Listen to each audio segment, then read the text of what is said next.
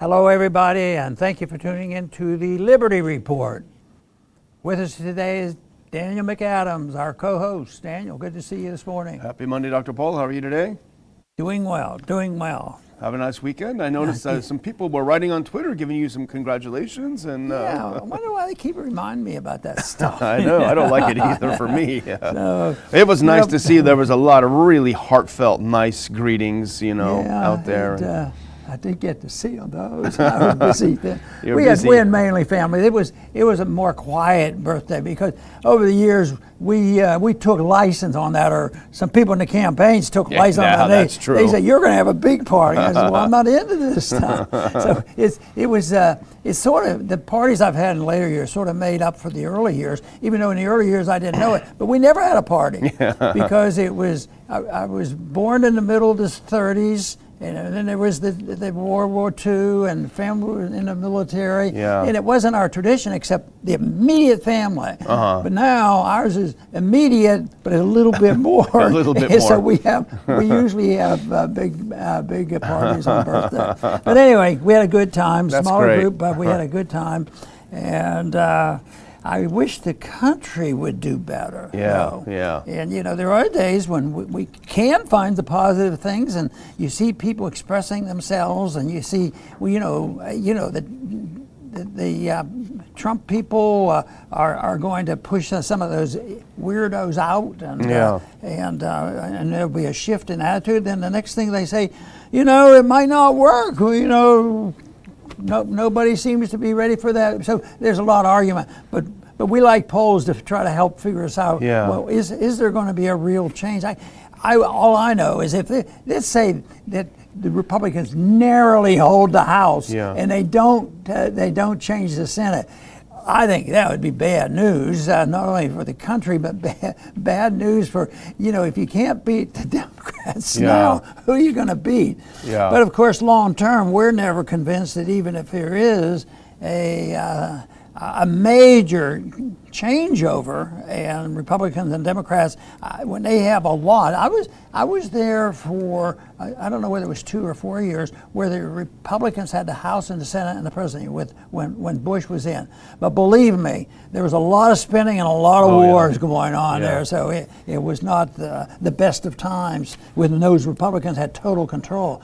So a mixed control sometimes doesn't hurt us, when it's a little bit slow them up. But it doesn't seem to slow them up. What's happened now, you don't need the Congress. The Congress either acts on their own, courts write laws, there's a bureaucracy out there, and it must be the most important position. When the other day we talked about how much money Fauci made, so that must be a really important part of the government, and he must be a very important person. Yeah. The person that makes the most money in the whole of the government.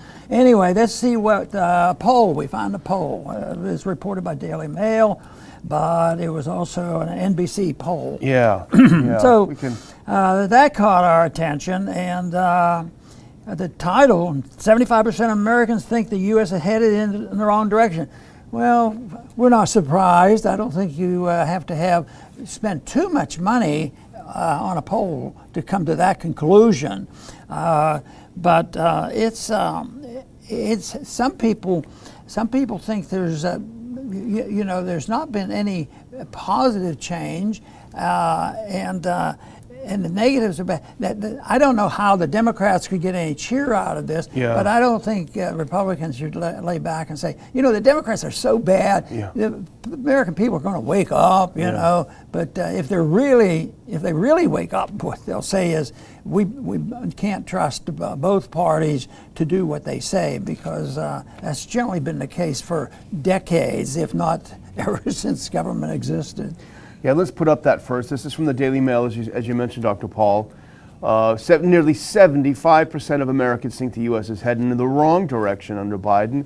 More than half worry that the country's best years are in the past. It reminds me of the Jimmy Carter era, the malaise speech and that whole thing. It's a NBC News poll, and they used Hart Associates. I think you mentioned that you're familiar with them, so it's a reputable firm. Let's look at that next one. Here's some of the more details about it. 58% feel more worried that America's best years may already be behind us. only 35% thinking the best years are yet to come. 68% of the respondents believe the U.S. is already in recession, despite Biden's attestations that the economy is rebounding after the country's inflation rate hit a 40-year high. In total, the poll found 55% of Americans now disapprove of the job he's doing. And you're right, they seem to be attacking this, just attacking the language. Don't pay any attention to what it looks like in your bank account. We're not in a recession because we changed the definition of recessions. You know, we must be in 1984 because they can change definition of words. You know, they had to do a poll to find out that 68% of the people believe we're in a recession, and our government tells them there is no recession. So don't you believe the government? No, they don't believe the government. That's good because maybe they will look for the truth and seek the truth and work in that direction. But no, they just changed the definition, and that has been going on for years. I mean, we've reported so often on when you measure inflation of the money supply and what it does, like raise prices of goods and services.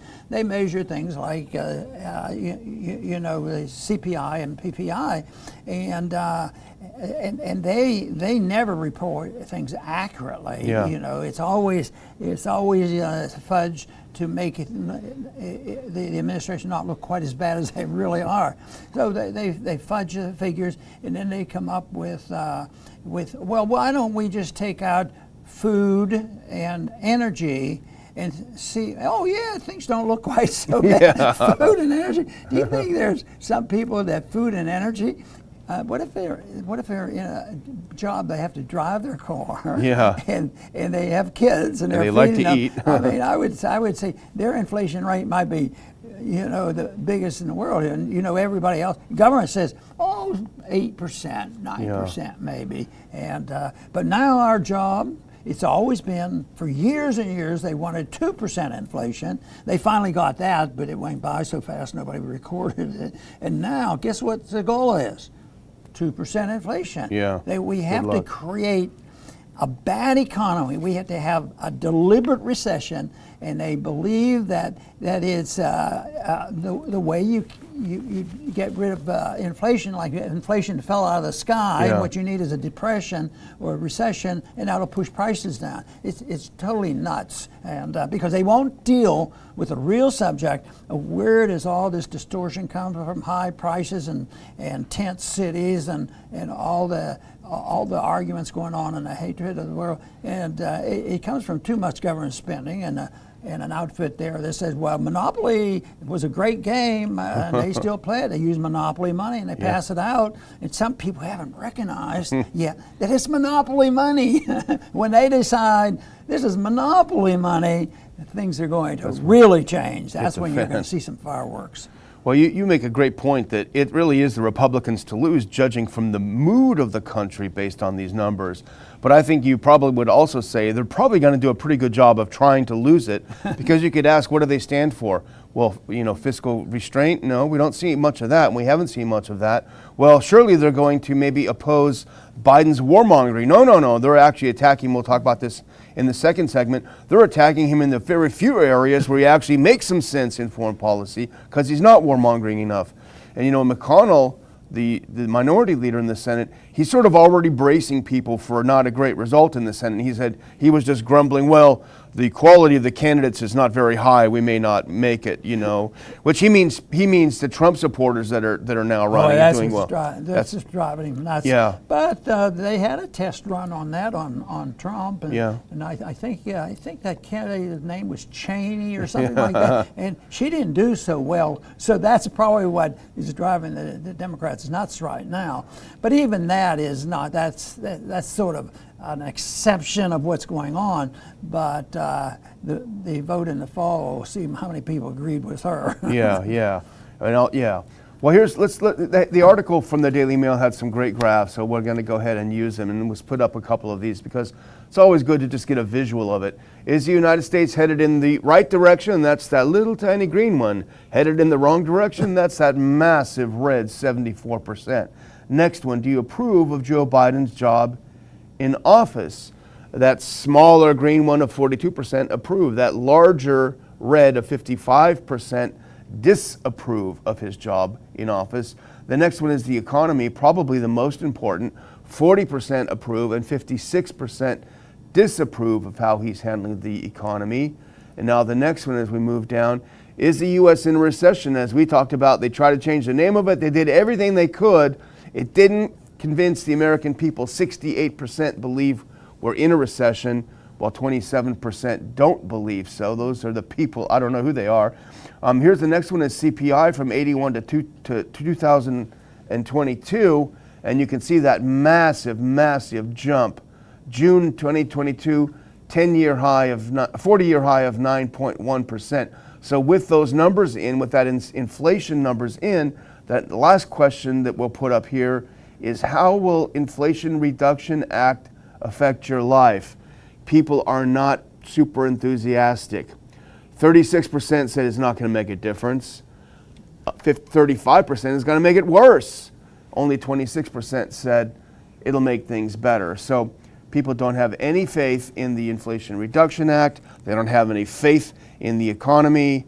They're pretty disillusioned, I think. Well, yeah, and then the number 35, a third of the people say it's going to make it worse. Yeah. So you have 2/3, have no idea what's going to go on. So nobody really, well, a few people are saying that yes, it's going to help, but that has to be a daydream to think that doing more of the same thing over and over again, that printing money and spending money and running the world and having a empire to deal with and a welfare state to deal with, and no hesitation whatsoever. So they come up with these stories. Well, under modern monetary theory, it's not necessary to do that. And under Keynesian economics, they say deficits aren't that bad. Matter of fact, the weaker the economy, the bigger the deficit should be. And on with this nonsense. But because people want to believe, because they say, well, I did pretty well. Even people, if they cut off the last 2 years before COVID invaded, people would say, well, in the last 10 years, I've been doing pretty well. And there have been periods they do when people aren't getting the payment comes due, but when they're just printing the money and passing it out, people do pretty well, but it's all fake. It's like, I tell people, it's like, oh, Daniel, let's start a new business here, and I know a banker down here. He can loan us $1 million a month for 6 months, and we get it going. And then we spend it, but we also spend it on ourselves. we feel very wealthy, but then the bank calls an end to it, and the bank in this case is the marketplace, because the system has to reassure them that the money will always come. So when this extra little thing came about called COVID on top of what the Fed was doing, what was the first thing they do? They started this thing where they ended up passing out $6 trillion, and they wonder why we're in trouble. And we haven't even touched, the transition from that money sitting there and assimilating and getting into the economy and having prices discounted. That it's just starting. It's sort of like a brush fire. The brush fire started on the edges, but all of a sudden the fire is going to. The fire has been lit. Pretty soon it's going to be huge. Yeah, and when you dig down to how the American family feels, here's something from the article in the Daily Mail. Moody's Analytics economist Mark Zandi, studying the latest U.S. government price data, he has determined that households are now spending nearly $493 more each month to buy the same items they were buying a year ago. And I'm sorry, that really does add up, an extra $500 a month just to get what you were getting a year ago. It's no surprise at all then that people are feeling like the best days are behind them. Yeah, and this whole thing about jobs and the job numbers, there's a lot of misconceptions there. Some people, have one job and they suffering from the things you just described, and they still can't live with it. So they're taking 2 jobs. Yeah. And that goes in, instead of that looking like a negative, they look as we just created 1 million new jobs because people were suffering so badly they have to work from 9 to 5 and then 6 to 12, in order to feed their family. Yeah. So and the government statistics aren't very helpful. The people who are honest, they work and they pay their bills and they have to go to the store and they understand what's going on, and they don't represent what's happening in Washington. Yeah. Well, let's move to our next topic if you're ready, Dr. Paul, and let's skip those next 2 clips and just move on to the Gatestone. This is via Zero Hedge, so we give them the credit for putting this up. But so this, I think this is an example. This came out today. Biden drops more crucial demands to get Iran deal. Now, Gatestone is basically a neocon outfit. But I think, we wanted to talk about this a little bit because here's a preview of the neocon pushback. If Biden is actually successful in doing one of the things that we think is a pretty good thing, which is going back to the Iran deal. I remember you praised the Obama era for 2 good things, easing up on Cuba and making a deal with Iran, even though you didn't think we needed a deal because we should never have sanctions in the first place. At the very least, moving toward peace and away from confrontation was good. And then, of course, Trump came in and surrounded himself with neocons and got us out of it. So Biden is trying to get us back in, and I think he's sincere for the most part, but he's got a lot of pressure.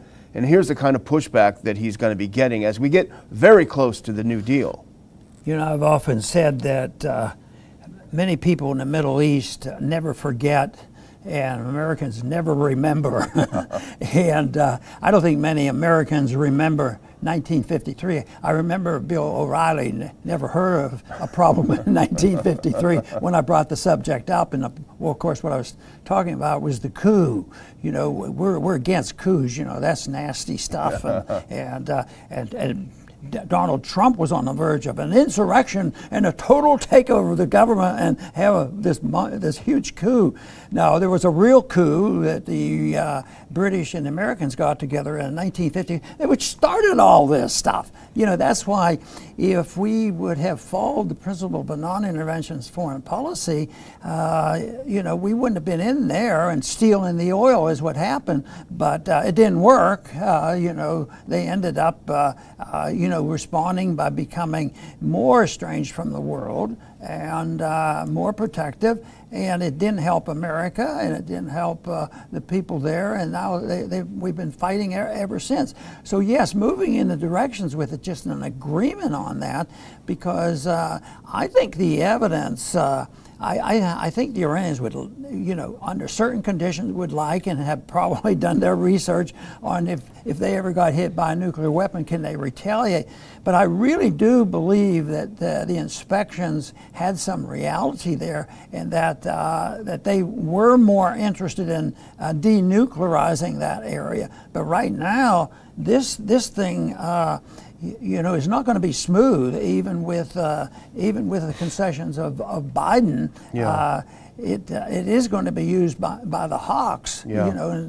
And one thing when figuring this stuff out, I realized that there are hawks on both sides. Yes. You might have somebody, even in the Soviet system or now the Russian system, that you might have a leader that might be more sympathetic than it appears, but it might be that there's a military complex in Russia, and to maintain public support, they go along with that. But that is a big problem, and that's why the case for a peaceful society should be made a little bit stronger or more influential, that we can get people to agree that we don't need wars. Wars don't cause prosperity. I think there was a Republican president in recent years that said, all great presidents have to take care of a war. Yeah. And we had a war. Fortunately, there was no rewards for that for him. Well, reportedly, the U.S. has signed off on this new agreement, which basically is a return to the old agreement. And the neocons are mad because they wanted a bunch of new conditions to be brought to the table. Reduction in their ballistic missiles. Well, this wasn't part of the original deal, and there's no way that Iran, once it got a deal, would make more concessions. There's no advantage to it. But, and this is according to an antiwar.com article, he points out that Matt Lee, who's the AP diplomatic reporter, he's reporting that members of Congress are capitalizing on the alleged plot to assassinate John Bolton and the attack on Salman Rushdie to prevent a return to the agreement. To that, I would say it's rather suspicious that these two things come out right at a time when you're just about to return to this. And I don't have any information about it, but Bolton was involved in assassinations in Iran, the Soleimani assassination and others. The Rushdie thing, I don't know anything about it. Supposedly the guy's pro-Iran, but we know for sure that the neocons are blaming Iran. It's a convenient excuse to say this. And of course, Ted Cruz, who always loves to be the armchair general, he said the Ayatollahs have been trying to murder Salman Rushdie for decades. The Biden administration must finally cease appeasing the Iranian regime. So that's the mindset of a neocon. If we want to return to trade, if we want to move away from conflict and war, they call that appeasement. They always use that term. Yes, and this is something that is used politically, and it's very powerful, because if you take a position that is working for peace, they will put this in terms of, the way they attacked me was, unpatriotic, and you don't support the troops, and you're weak, and here it turns out that maybe the opposite is true. Maybe people who are insecure, do not have confidence in what liberty is all about, do not understand economic policy, but they are influenced by profiteering by weapons manufacturers. And that's been around for more than the last 10 or 15 years. That's been around for a long time. Well, the one thing that the hawks here in the U.S., they're not even hawks, they're just neocons. What they don't understand is this is a different world than it was when the U.S. originally entered into the agreement with Iran. The world has changed significantly, particularly in the last 6 months, with the U.S. sanctions driving Iran and Russia closer together, Iran and China closer together. Iran is no longer as dependent on trade with Europe and the U.S. In fact, Europe is poor. They can't buy anything anyway, right?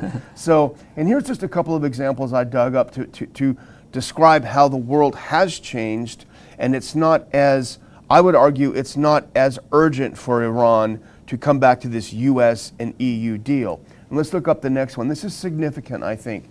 The United Arab Emirates has sent an ambassador to Iran the first time in 6 years. They broke relations 6 years ago. Now they're sending back an ambassador. Iran is slowly making peace with the Arab states in the Gulf, and that is a significant thing. The second one, if we can go to this, Iran says U.S. dollar officially ditched in trade with ally Russia. So the U.S. did the nuclear option, kicked Russia out of SWIFT, said you can't use our dollars to trade anymore. And Russia and Iran said, okay, we'll use something else, So this is an own goal. This is a shot in the head. And here's the next one. Iran oil exports could rise further after June-July increase. Trackers say they had a huge increase in their exports. They're sending it to China. They're sending it to India. They're sending it elsewhere. They no longer have to rely on these markets. Unintentional consequences of the sanctions against Russia have changed the world, I think. And so I would just argue, Dr. Paul, that the world is different now. We no longer have the clout to sit down and bang on the table. That's true, and nobody really predicted it. But I think the general statement that if you trade with people, things go better and both sides benefit. But one thing that has always annoyed me, and I don't know where we stand on frozen assets, but that's always been a thorn in the side of the Iranians, because we froze billions of dollars, and then I think Obama actually sent some back, and that was interpreted as the taxpayers paying money to the Iranians, and all it was money we stole from them. And and that goes on right now. I wonder if we would ever pay rent for the oil that we're getting out of Syria right now. Just think of how we worked that deal. I mean, that's probably not settled forever in Syria. But we're getting a lot of oil because we maintain the oil up there. So that's a cost, and also a reason, because we're involved in that. There's less likely. There's not as much motivation, for a more peaceful agreement. Where right now it's up for grabs, and boy, I think that's a hot spot over there. And it's not any better since we've been involved, but we're not really involved. I mean, our troops aren't over there. We just send advisors and weapons and monies and bribes and the whole works. Well, we're just flat out stealing Syria's oil. I mean, you can see the trucks coming. But I think there are some changes there. Maybe we'll talk about those later this week. There are some changes there, I think, with Erdogan turning around a little bit and the increasing ties between the Turkish and Syrian governments. I think, there's going to be a switch there.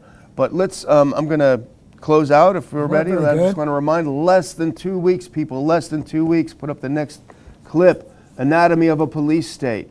September 3rd, 2022, Weston, Washington Dulles Airport. Go to ronpaulinstitute.org to get your tickets. Now's the time to get those tickets before they sell out. It's going to be a great get-together, a lot of great speakers, a lot of great people, and a good time. This will be our 6th conference, as we mentioned, in D.C. I'm looking forward to it. I'm a little nervous because there's a lot to do, but I tell you what, I'm really looking forward to it, Dr. Paul. All police states start not by announcing to the people who want the police state and saying, this is something that's very good. We're going to give you a police state. But what they do is they start by telling them, we're going to take care of you. We're going to protect you. And there's an enemy out there, and you have to sacrifice your liberties. And that came up certainly after 9/11.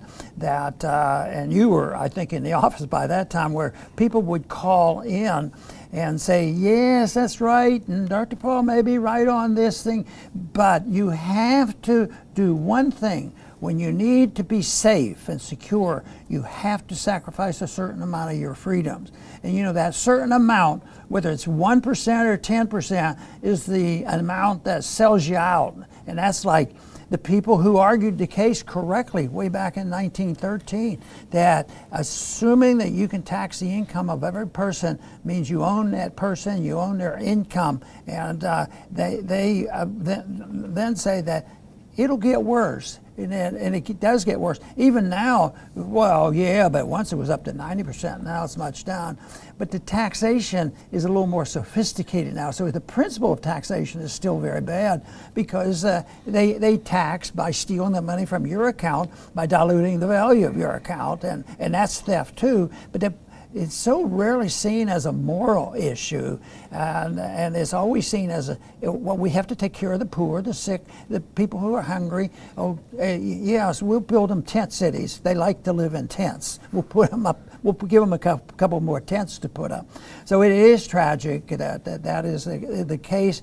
But we're going to keep plugging away at pointing out what happens when you concede a little bit. You end up with a big police state, and that's what we have. And when you think of the FBI right now, I think they might qualify as an arm of the police state. And there's a lot of policemen up there, and I've been talking about that for years. I think when I first talked about it, I said, bureaucrats shouldn't exist. We shouldn't have a national police force. But we're going to almost have 100,000 of them, and they're allowed to carry guns. But now I understand it's 200,000, and they're out recruiting 87,000. And one of the advertising temptation is, we want you to be able to shoot a gun, So it is a police state, and it's not a police state for you if you do exactly what they tell you. But you are being policed, and you are a prisoner, and you don't live in a free society if the only way you can survive is being obedient to the police state. And that is a tough question to answer, because sometimes it's either suicide to resist. but we do not have to ignore the fact of what they're doing. They need to be named, and the people need to know what the alternative is, and they need to understand. Take a thing like protectionism. That is so tempting to endorse protectionism, but people need to know about it. And 20 years ago, you couldn't find an economist in this country that said, "Oh, I'm a protectionist." But now, Democrats and Republicans alike, if you don't keep the tariffs on and the punishment, then you need to be out of office. They believe in all this protectionism and all this authoritarianism. It is the principle of authoritarianism versus voluntarism that is the principle we have to deal with, because a voluntary society is one where people change things by peacefully negotiating and setting examples for other. Countries should do it, individuals should do it, and we have less and less of that every time. I hope we can contribute to the solution of that argument in our conference next week. Thank you very much for tuning in today to the Liberty Report. Come back soon.